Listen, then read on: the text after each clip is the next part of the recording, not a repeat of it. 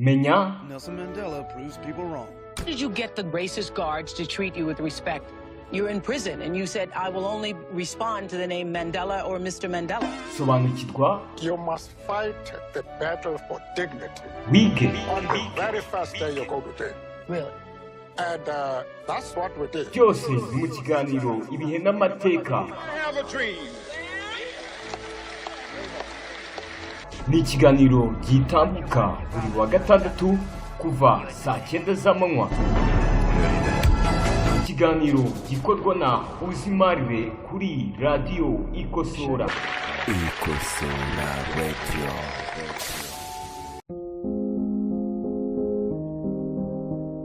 Ubwo inkuru y'urupfu rwe yamenyekanaga, abantu benshi ntibabyemeye. Bamwe bararira, abandi barumirwa. Yari umuntu waririmbye ubwisanzure, akavuga ku buzima bw'ukuri, akabera benshi ijwi ry'icyizere. Indirimbo ze zaririmbwaga ku migabane yose, amagambo ye kandi agahumuriza imitima ya benshi. Ariko si uyu muntu ninde? Niki cyatumye ahinduka icyamamare kandi agakora ku mitima ya benshi kugeza na n'ubu atakiriho? Uyu munsi mu kiganiro ibihe n'amateka turaza kugaruka by'umwihariko ku buzima bwaranze Lucky Philip Dube kuva mu buto bwe. Njyewe guteguriye nkanakugezaho ni Uzimarire. Kora subscribe tuguha ikaze mu kiganiro.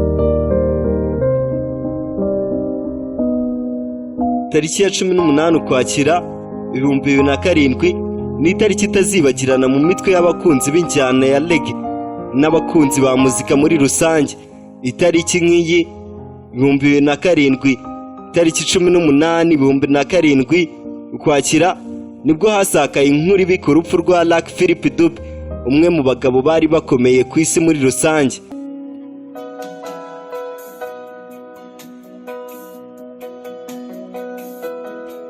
Lucky Dube yavutse tariki ya 3 Kanama 1964, avukira mu mujyi wari hafi y'ikirombe cy'amabuye y'agaciro cya Elimero mu ntara ubu yitwa Mumulanga. Sarah Dube niwe nyina umubyara, niwe wamwise izina Lucky bivuga umunyamahirwe. Iri zina ryaturutse ahanini mu bihe bitoroshye by'uburwayi bukomeye Lucky Dube yanyuzemo nyuma y'amezi make avutse, ariko akaza kubaho.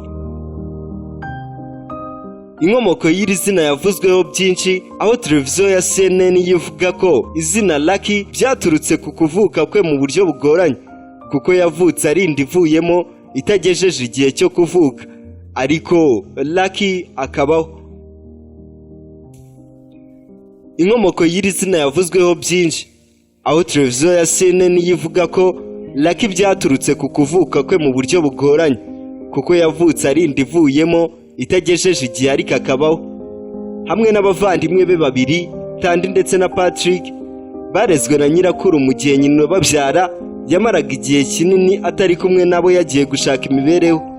Mu kiganiro yatanze mu mwaka w'1999, Lucky Dube yavuze ko nyirakuru yamubereye umuntu w'igitangaza, akaba ari nawe afata nk'uwatumye aba uwo yabayeho.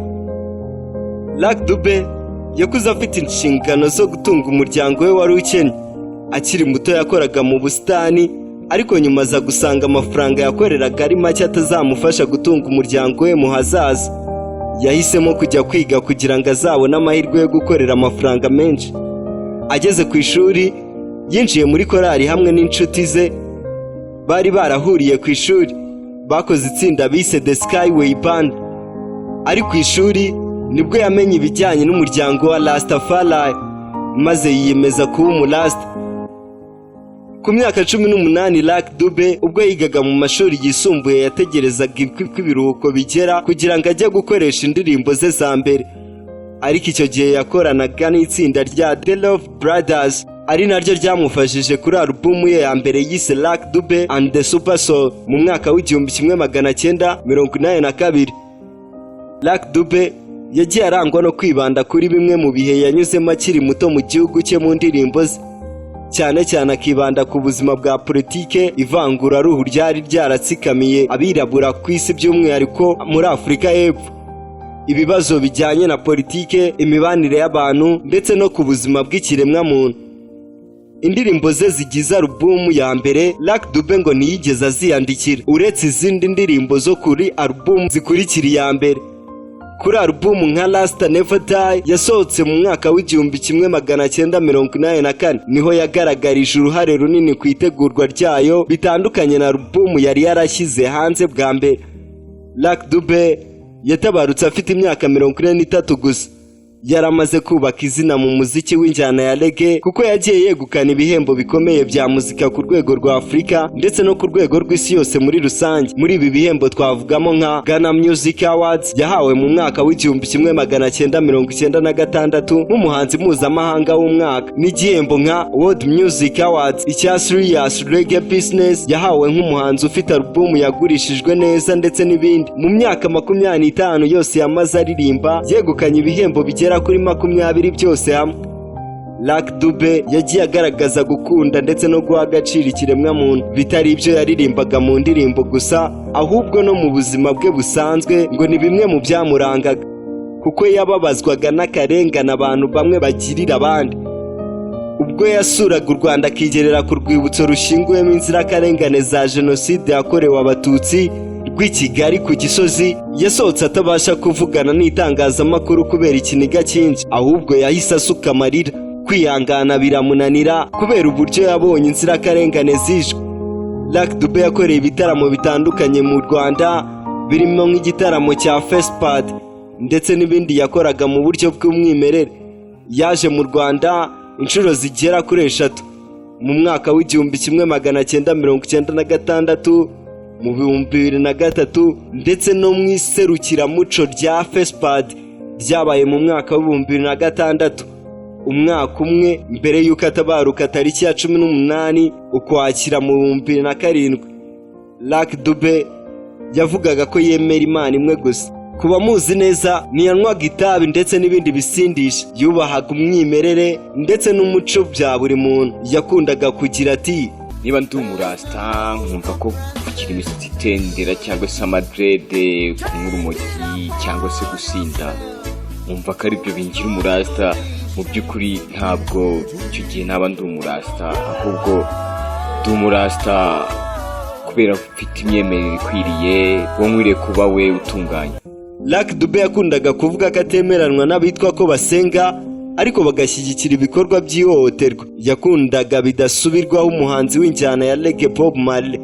Hari ubwo yajyaga ahera ku ndirimbo ze ubwo yaririmbaga mu bitaramo byinshi bitandukanye, cyane cyane byatewe n'indirimbo nka One Love n'izindi zatumaga mukunda cyane. Yakundaga kuririmba ashyigikiwe n'abaririmbyi babiri iruhande rwe nk'uko Bob Marley yabigenzaga. Hari mu ijoro ryo kuwa 18 Ukwakira mu mwaka w'2007 ubwo abajura bamurasaga bashaka kwiba imodoka ye yari ihenze yo mu bwoko bwa Chrysler mu gace ka Lostanville mu mujyi wa Johannesburg. Bivugwa ko abajura bamurashe akagerageza guhunga. Mu modoka yari ari kumwe n'abana babiri, umwana we w'umuhungu ndetse n'umukobwa we w'imyaka 16, bose ntacyo babaye. Bivugwa ko abajura bamurashe akagerageza guhunga ariko akaza kugonga igiti akagwaho, ariko ntibabashe gutwara imodoka bashakaga kwiba, ariko bakaba batari bazi umuntu wari utwaye iyo modoka, dore ko bavuga ko bakekaga ko ari umukire w'umunyanigeriya bibye. Nabo ubwabo bakaba baremeje ko bamenye amakuru y'uwo bishe nyuma yo kumva amakuru bukeye bwaho ko ikirangirire Lucky Dube yishwe n'abajura b'imodoka.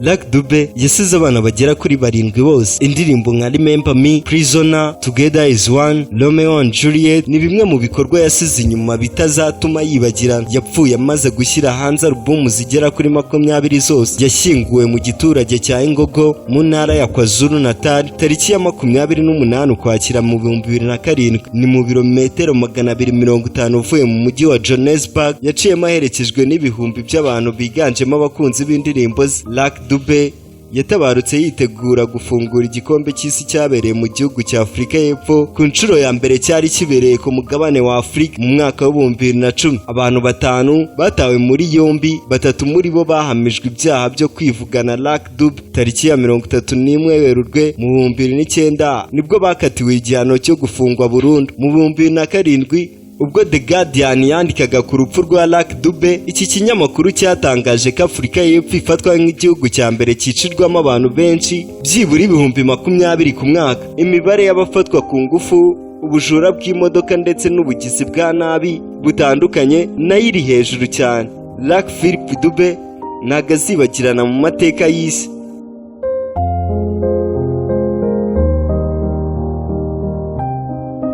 Iki ni ikiganiro Ibe n'amateka. Uyu munsi twari twifuje kugaruka by'umwihariko ku mateka n'urugendo rwa Lucky Philip Dube. Ikosora Radio wayumva wifashishije urubuga wa@ikradio.online cyangwa se ukareba ibiganiro byacu byatambutse ku rubuga rwa YouTube aho ukoresha ijambo Ikosora Radio. Njyewe twabanaga yari Uzimarire. Mwakoze kubana natwe, Imana ibarinde. Hello guys, nitwa Nana, ntuye mu Gatenga, nkunda kumva Ikosora Radio online. Stay tuned.